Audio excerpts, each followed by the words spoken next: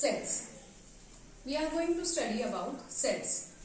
Cells, they are structural and functional unit of life.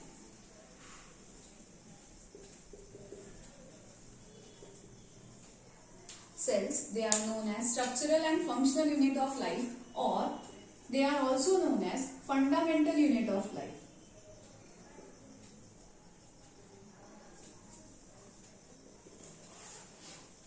Now, why they are known as structural and functional unit of life? They are known as structural unit of life because we will learn it by an example. Consider a building. We have to construct a building. So whenever we have to construct a building, we have to build up a structure. For that structure, what is the basic thing that we require is brick.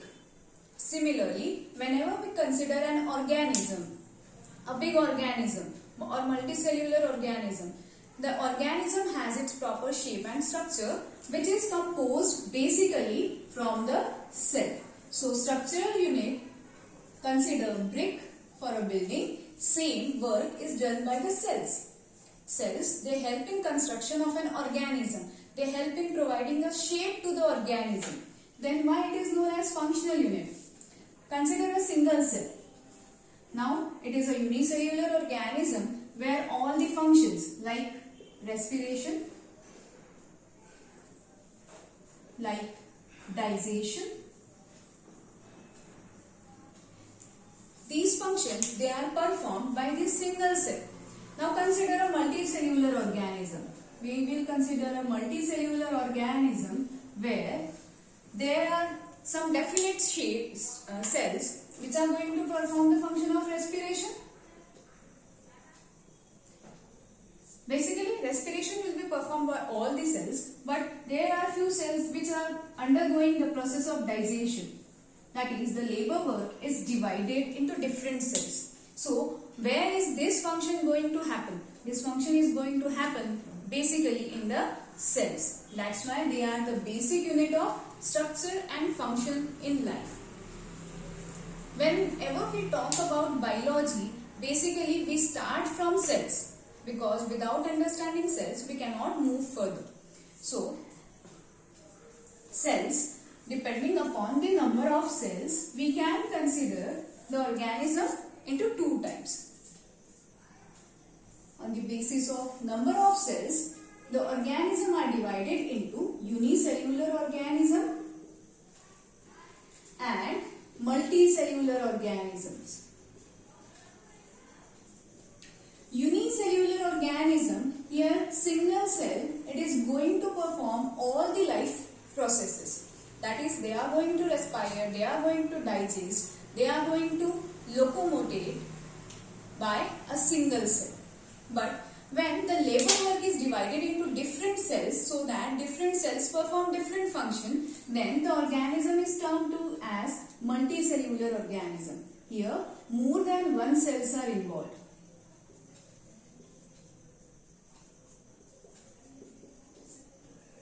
Now, if we consider a multicellular organism, we will start the hierarchy. Hierarchy, that is, we start from the cells.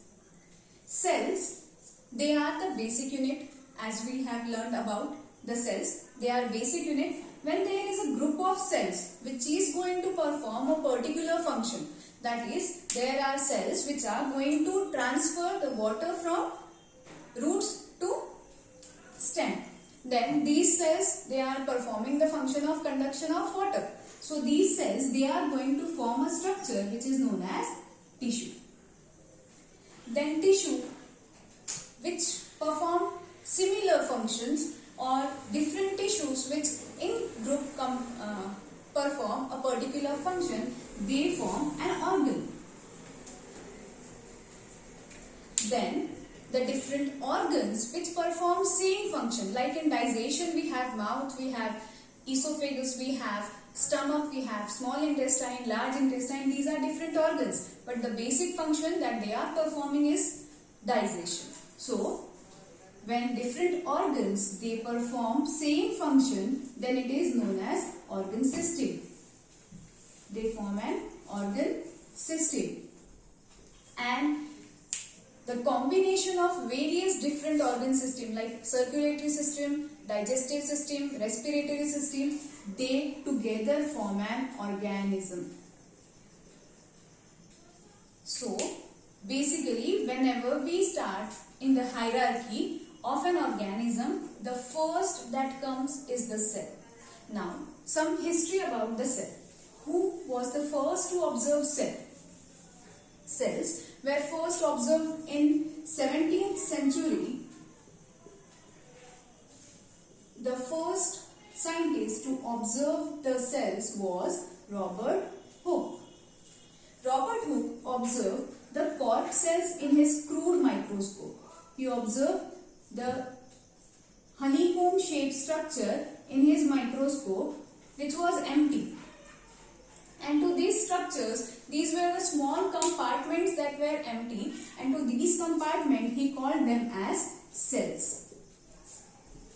He published a book that is Micrographia. In this Micrographia, he discussed about the observations that he made in the cork cells. Then, he was the first to observe dead cells. Then who was the first to observe living cells? It was A.B. Leeuwenhoek. Anton von Leeuwenhoek was the first to observe live cells. He was a Dutch lens grinder who used the combination of lenses to observe different things, and he was the first to observe living cells. To these cells, he called them as animalcules. He called them as animalcules because whatever substance we consider, we call it as molecules. So, because it is belonging to biology and he considered animals, they are tiny animals, that's why he called them as animalcules. So, this was about the history of cells.